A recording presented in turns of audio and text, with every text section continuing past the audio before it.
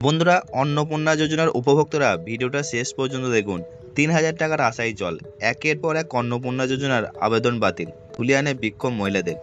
বাংলার মহিলাদের জন্য অন্নপূর্ণা যোজনা চালু করেছে রাজ্য সরকার। ইতিমধ্যে কয়েক লক্ষ মহিলার অ্যাকাউন্টে ৩,০০০ টাকা করে চলে গেলেও এখনও এমন অনেকে আছেন যারা টাকা পাননি। এবার তাদের মধ্যে অনেকেই বিক্ষোভে নামলেন।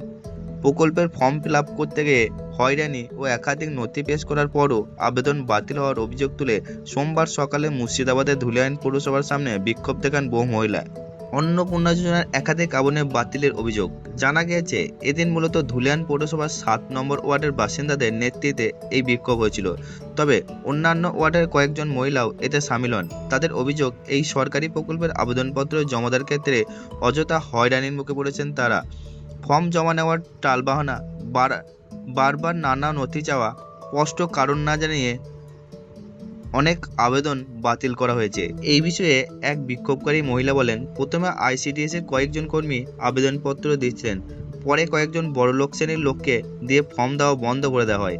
আমরা অনলাইনে আবেদন করেছি, গতকাল ওরা হঠাৎ বলেন রিসিপ্ট কপি যাচাই করা হবে।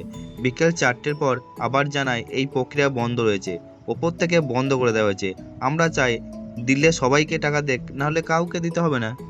এই বিষয়ে এক বিজেপি নেতা বলেন যে অন্নপূর্ণা যোজনায় ধুলিয়ান পৌরসভা এলাকায় প্রায় ১৯,০০০ আবেদনপত্র জমা পড়েছে।